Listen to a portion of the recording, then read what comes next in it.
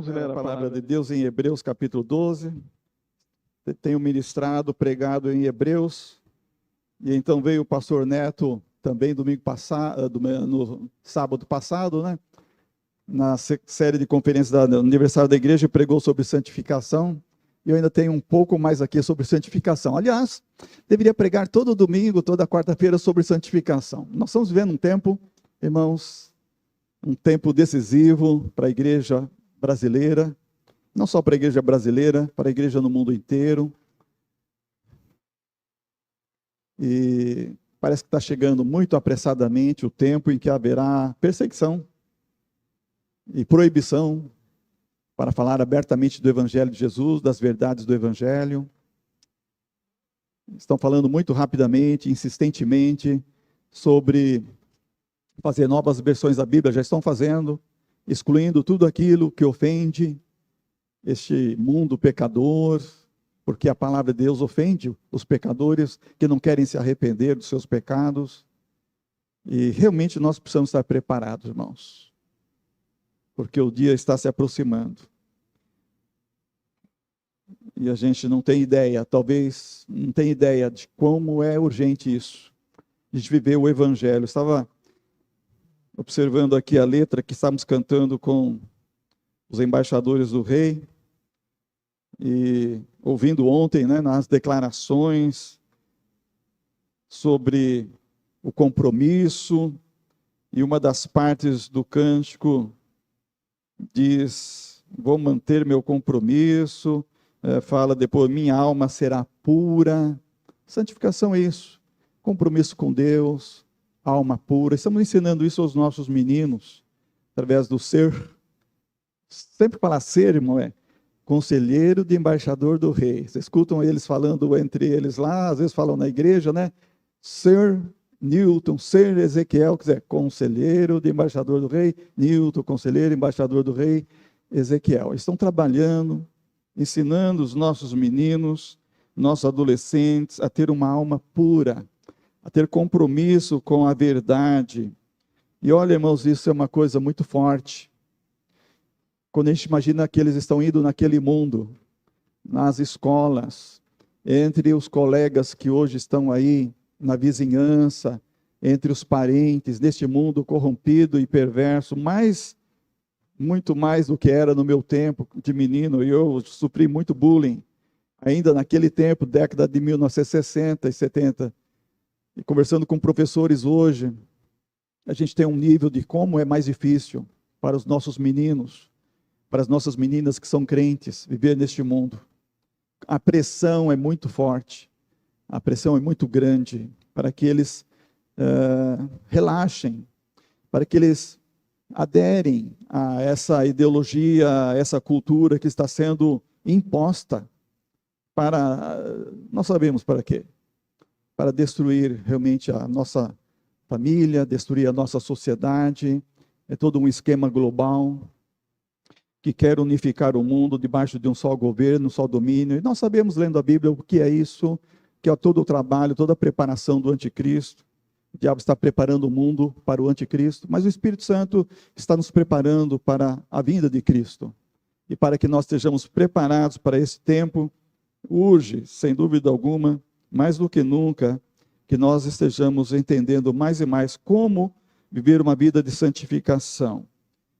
Hebreus 12, então, continuando, nós paramos ali no versículo 10 até o versículo 13. O versículo 14 diz: procurai viver em paz com todos e em santificação, sem a qual ninguém verá o Senhor. Cuidado para que ninguém se abstenha da graça de Deus, que nenhuma raiz de amargura brotando vos perturbe, e muitos sejam contaminados por meio dela. Santificação bíblica nos levará a alcançar uma vida que agrada a Deus dia após dia. Na última mensagem que transmiti, falava sobre o Dia dos Pais, e como nós pais temos compromisso nesse trabalho de santificação, de não só estarmos disciplinando, preparando nossos filhos para uma vida adulta, com ética, com moral, com uma boa conduta, mas também na santidade. E agora, a autor aos Hebreus fala que sem a santificação, ninguém verá a Deus. Realmente é uma expressão muito forte, é uma expressão muito clara. E nós precisamos entender mais e mais de que precisamos ser santos, ter a nossa alma pura, como os embaixadores estão buscando, como eles estão aprendendo. Precisamos alcançar a santidade. Há algum tempo atrás eu tinha dificuldade em pensar nisso, mas depois que você é cristão por algum tempo, está lendo a Bíblia, está permitindo que o Espírito Santo, que é o melhor evangelista, o melhor professor que nós temos, é o Espírito Santo, ele vai nos ensinando, ele vai nos capacitando, ele vai nos moldando, ensinando, quer dizer, ele vai nos trazendo a memória, o ensinamento de Jesus, na prática, como viver, como realmente ter esse compromisso com Ele, de fé, de amor. Então, isso vai ficando mais claro, realmente eu posso ver uma vida santa. Estava ouvindo o pastor Neto pregando nesse final de semana aqui na igreja, momento que ele chegou na pregação e falou assim, para mim não tem mais isca do diabo. Ele falava naquele momento, como o diabo usa muitas iscas. Para cada tipo de peixe, o pescador usa uma isca, lembra? Eu era bom nesse negócio de pescar, faz muito tempo que eu não pesco peixe, né? Mas para cada peixe tem uma isca, eu sei disso também, não é? E ele falava assim o diabo faz com nós. Ele conhece cada um de nós, ele sabe a isca certa para fisgar. E eu fiquei prestando atenção quando o pastor Neto falou assim, nada me fisga mais. Esse é o estado de santidade, que o homem pode chegar ao ponto de dizer assim, eu estou em Cristo. Eu não caio mais nessas ciladas do diabo, eu não engulo mais as suas iscas, não me atrai mais o pecado. Estava conversando com um casal muito querido nosso, após o almoço, Cidinha e eu, estávamos lá, e nessa conversa, então depois veio algumas coisas que a gente conversava sobre a vida cristã, e em dado momento ele falou assim, antes de Jesus transformar a minha vida, eu fiz muita coisa errada. Na minha juventude, eu fiz muita coisa errada. E ele diz, mas agora que Jesus transformou a minha vida, eu sinto nojo de tudo aquilo que eu fiz. Isso é santidade. Você alcança um nível de vida com Cristo, e que o pecado para você, quando vem a simples memória, é um sentimento de nojo. Aquilo não faz mais parte de você. Você agora está vivendo um outro nível, é o nível da santificação. O nível da santidade. Quem conhece o arminho, o animalzinho chamado arminho, é originário da Europa, norte da América, em alguns países do mundo existe esse animalzinho chamado arminho. Ele tem uns 33 centímetros de comprimento, ele é pequeno, ele é das famílias das doninhas, e ele tem algumas coisas peculiares nele. Ele tem uma pele muito valiosa. E até hoje os caçadores caçam o arminho por causa do valor da sua pele. Ela é muito linda, ela é muito pura. E o arminho cuida da sua pele, do seu pelo, dia e noite, para não se contaminar.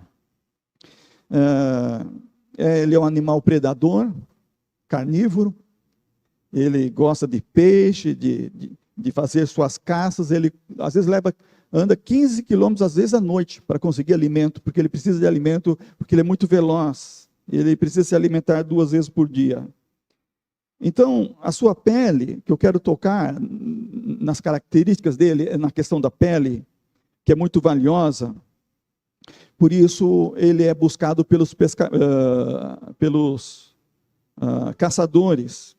A pele é usada para confeccionar golas, e bordaduras ou mantas e casacos, como uma etiqueta de luxo numa vestidura importante. Então os caçadores usam armadilhas para capturar arminhos. Há também criação, né? Como hoje existe criação de tudo, há homens que têm fazendas para criar esse tipo de animal para produzirem em escala.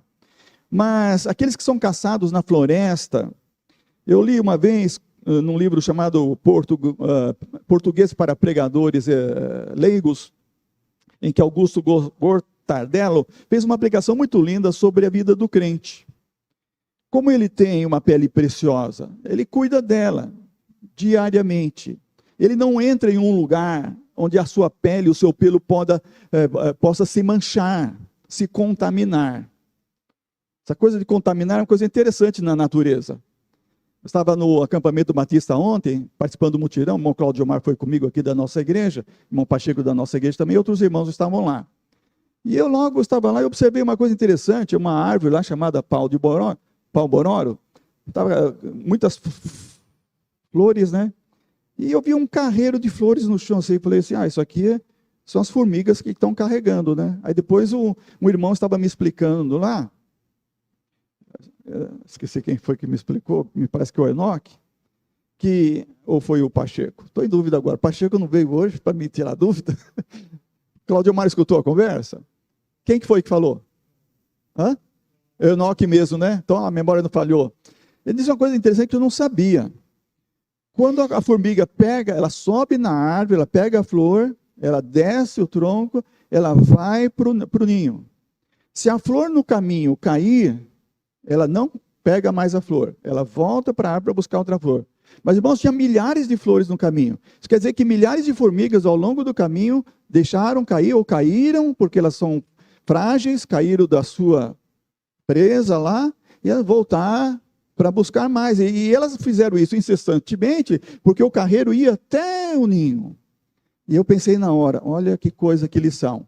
Cai no chão, ela se contamina, se levar para o ninho, vai contaminar de bactéria todo o ninho, toda a colônia. Então ela volta para pegar outra flor. Então a natureza tem lições de sanidade, de pureza, de saúde.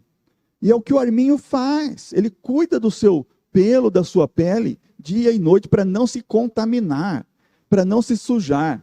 Então, o pastor Augusto Gortardello disse, uma das técnicas para prender, para pegar o arminho, é soltar a matilha na floresta. Aí solta a matilha depois que o arminho saiu da toca. Aí, quando a matilha está lá na floresta, eu ganhei esse livro de português, porque o meu português não era muito bom quando eu cheguei no seminário, e a minha professora viu que eu precisava estudar mais português, ela me deu esse livro, né? Aí fui lembrar que matilha é de cães, né? E aquelas coisas assim, o autor faz muitas aplicações práticas boas sobre gramática e tudo. Aí então os cachorros depois começam a perseguir o arminho, acuam ele, quando ele volta para a toca, o que acontece? Os caçadores já emporcalharam toda a porta da toca. Emporcalharam, sujaram, contaminaram. E o arminho, quando vê aquilo, ele sabe que se ele entrar por aquela porta emporcalhada, ele vai sujar o seu pelo. Ele vai contaminar a sua pele. E o que ele faz? Ele não entra na toca. Ele se volta, enfrenta os cães, sabe que vai morrer, mas ele não se emporcalha. Que lição preciosa. Isso é, para nós, a vida de santificação. Quando o diabo emporcalha a porta de entrada de algum lugar, nós olhamos aquilo, sentimos nojo, nós não entramos, nós enfrentamos a vida como ela é. Se for preciso morrer por Jesus, nós vamos morrer porque queremos viver uma vida limpa e de santidade. Isso é santificação. Então, santificação é um imperativo da vida cristã, não é uma escolha, não é uma opção. Não tenho 2 opções, 3 opções, vou escolher uma. Não. É imperativo. Eu preciso viver uma vida de santificação. Hebreus está dizendo aqui, sem santificação ninguém verá o Senhor. Nós queremos ver muita coisa neste mundo ainda, queremos ver pessoas neste mundo, queremos encontrar lugares neste mundo, queremos ir a lugares neste mundo, mas sem dúvida alguma, nosso desejo maior, nosso anseio maior é o quê? Qual que é o anseio da nossa alma? O que mais desejamos no nosso coração? O que é que você deseja mais nesta vida do que tudo e do que todos? O que você quer realmente alcançar? Aquele jovem chegou para Jesus perguntando isso: Senhor, o que hei de fazer para ter a vida eterna? Ele tinha tudo no mundo. Tudo que o mundo oferecia ele tinha, mas ele queria uma coisa, que ele não tinha alcançado ainda. Ele pergunta para ele: Senhor, o que eu devo fazer para alcançar? Você quer ver quem no final da vida? Quem você quer encontrar no final da vida? Hã? Está seguro disso? Às vezes a gente para pouco tempo para pensar sobre isso. A gente não foca nisso, mas é o anseio da alma de qualquer pessoa. No final da vida, quando morrer, partir deste mundo, encontrar-se com o Criador, encontrar-se no céu com o Salvador, e receber dele aquela boa-vinda: vinde, bendito de meu Pai, vinde, bendita de meu Pai. É o anseio da nossa alma. Nós lutamos por tudo para alcançar esse dia. Nós queremos vencer tudo para encontrar com o Senhor naquele dia. Mas a Bíblia está dizendo: sem santificação, ninguém verá o Senhor. Precisamos avançar em santificação. Precisamos ter cuidado da nossa vida, cuidar da nossa vida como Arminho, como um homem de Deus que já está num nível de santidade, que pode dizer: não, isso aí não me pega mais fácil não. Não, eu não caio mais nessas armadilhas tão fácil. Pode ser que uma outra coisa diferente, de repente, uma surpresa, uma queda, nós podemos ainda passar por um momento assim, mas vamos chegando cada dia mais perto de Deus, e vamos sentindo que cada dia estamos mais fortes e vitoriosos sobre o pecado. Aliás, uma das coisas importantes para você fazer uma avaliação do seu nível de santificação, da sua caminhada cristã rumo ao céu, é o quanto você está consciente que realmente a sua luta neste mundo é contra o pecado.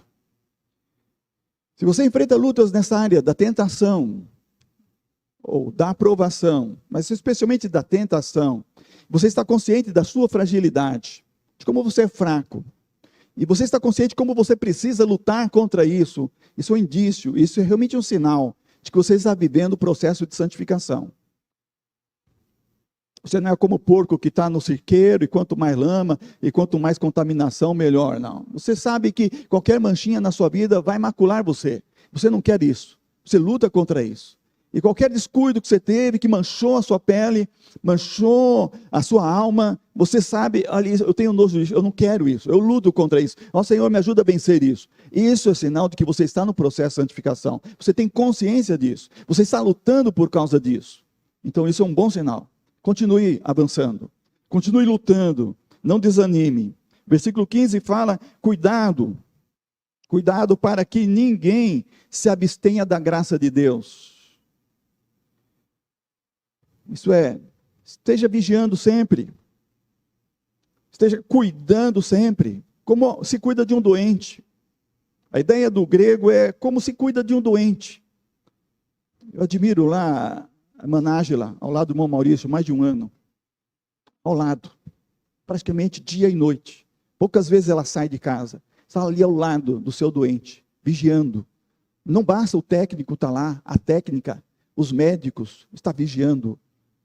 E essa ideia, olha, cuidado, vigie, para você não se abster da graça de Deus.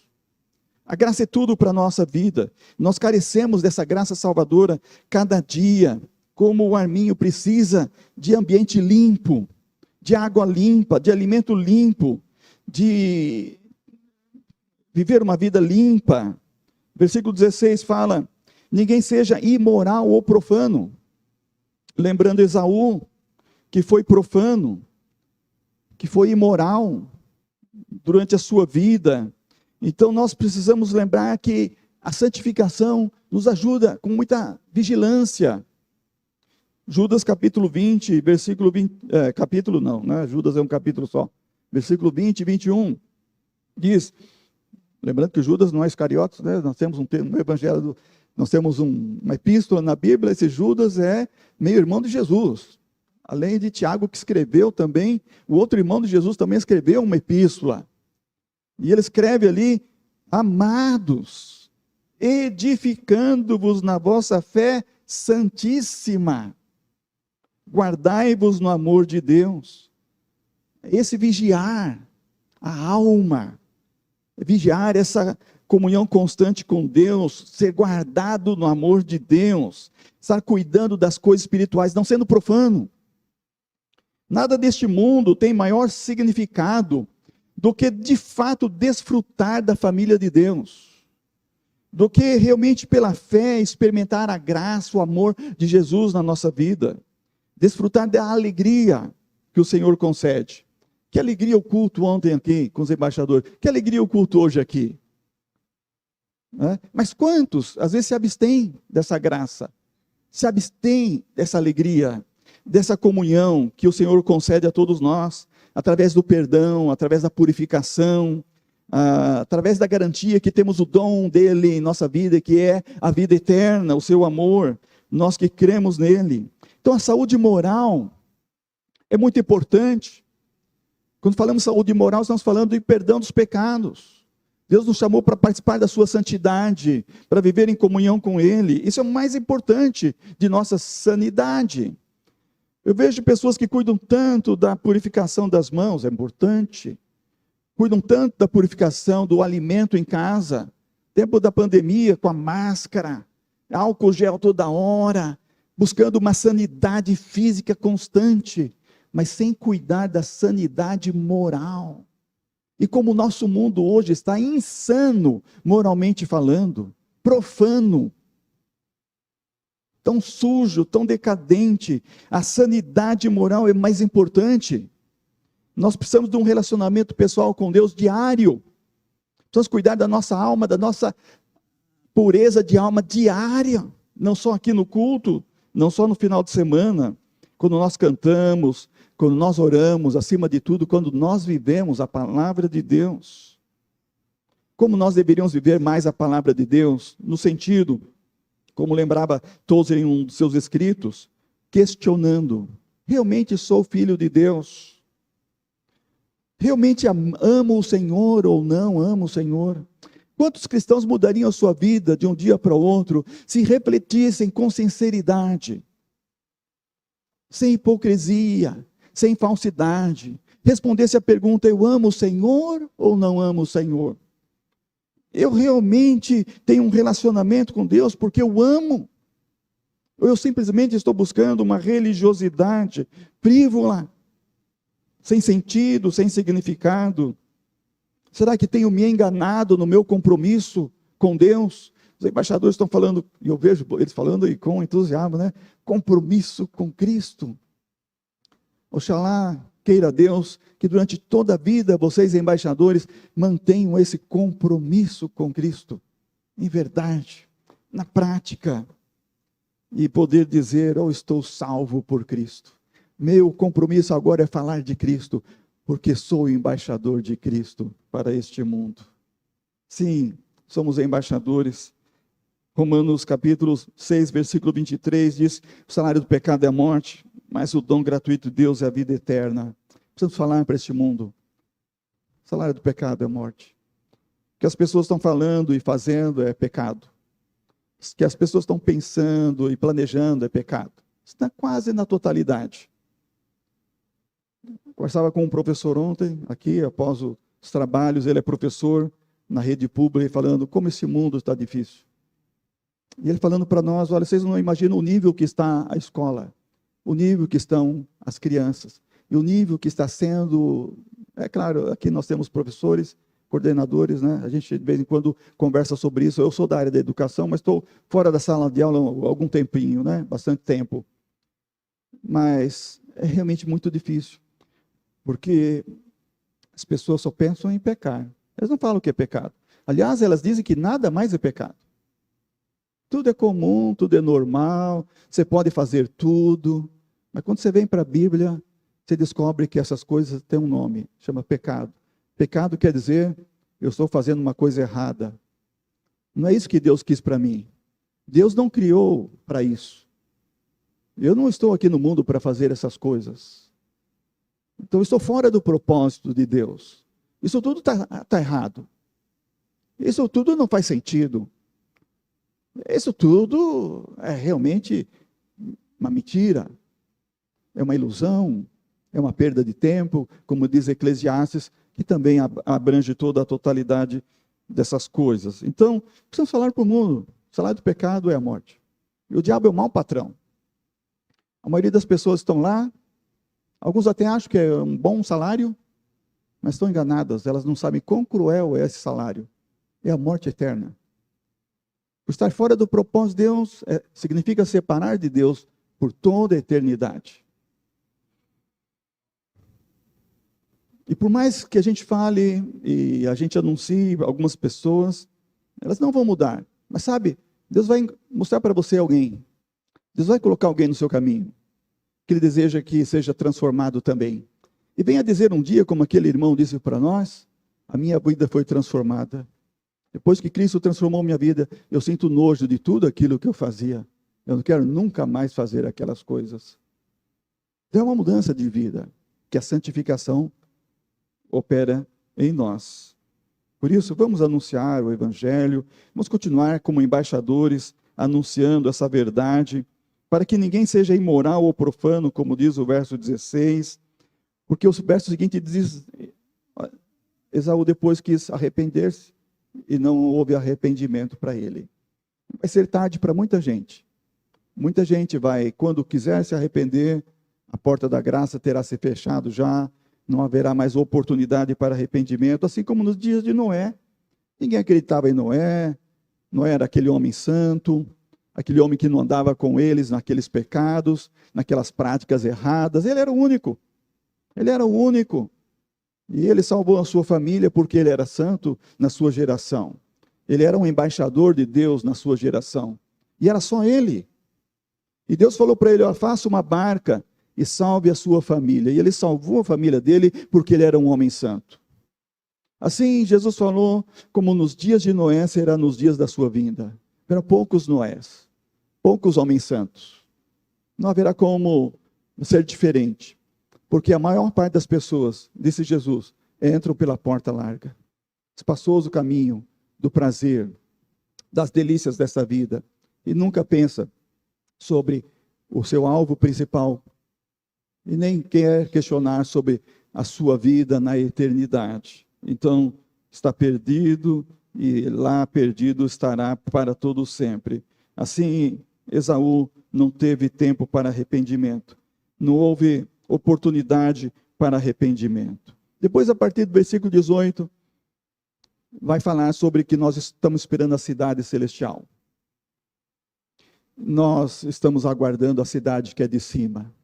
Não precisamos focar só aqui, irmãos. Nós devemos focar lá, mais do que tudo, no dia a dia da nossa vida. Como disse Jesus, onde estiver o nosso coração. Onde estiver o nosso coração. Se o coração está no mundo, a gente foca só no mundo. Mas se o nosso coração estiver lá, como diziam os vencedores portugueses, lá está o meu tesouro. Então vai falar onde o nosso tesouro está. Se o nosso tesouro está nesse mundo, nós não nos ocupamos com santificação. Mas se o nosso tesouro está no céu, nós nos ocupamos em santificação. E vamos vendo isso na nossa luta diária, para viver uma vida santa. Apesar de toda a pressão do mundo. Eu penso que nós temos muita pressão hoje. Mas eu creio que nós nunca teremos a pressão que Noé teve na sua geração. Porque ele era sozinho. Eu tenho você, irmão, eu tenho você, irmã. Nós somos um grupo de irmãos que estão vivendo em santificação. Mas Noé era sozinho. Era só Noé. Era só ele. E toda aquela geração corrompida. E Jesus falou que quando ele voltar será assim. Haverá poucos que se salvam. Poucos que encontram a porta e entram, que é a porta de Jesus. Então, andemos preparados, trabalhemos com previdência espiritual, previdência moral, previdência, enfim, em todos os sentidos. Lembrem-se do arminho cada manhã, ele cuida da sua pele, ele cuida do seu pelo, ele cuida da sua vida. Não se suja por nada. Cuide da sua alma. Cuide do seu corpo. Paulo fala, devemos santificar o corpo, a alma e o espírito. Até o dia de Cristo temos que ser irrepreensíveis. Vamos cuidar cada dia da nossa vida. para que possamos alcançar aquele dia com aquela palavra bendita de Jesus. Vinde bendito. Está chegando o dia, está chegando a hora desse encontro maravilhoso com o Senhor. Que Deus nos abençoe para que possamos desfrutar dessa alegria hoje, dessa segurança hoje, dessa convicção hoje. Nada deste mundo venha tirar a nossa alegria, a nossa segurança, a nossa convicção. Mantenha o seu foco na cidade que é de cima. Que o seu tesouro esteja lá e não aqui. Então você vai encaminhar bem por esta vida, santificando cada dia e vivendo uma vida de santidade, sem ter vergonha de falar isso. Talvez sem vergonha de dizer como o pastor Neto, não tem mais isca que me pega. Poder dizer a alguém olha, você pode ser um crente em Jesus também. Você pode se livrar do pecado também. Dizer para o parente, para o amigo, você pode viver uma vida santa também. É possível. Eu conheço pessoas que vivem assim, que viveram assim, e eu estou procurando viver assim também. Vem comigo, vem com a gente. Vamos encontrar um dia com o Senhor, porque estamos andando no caminho da vida eterna. Amém.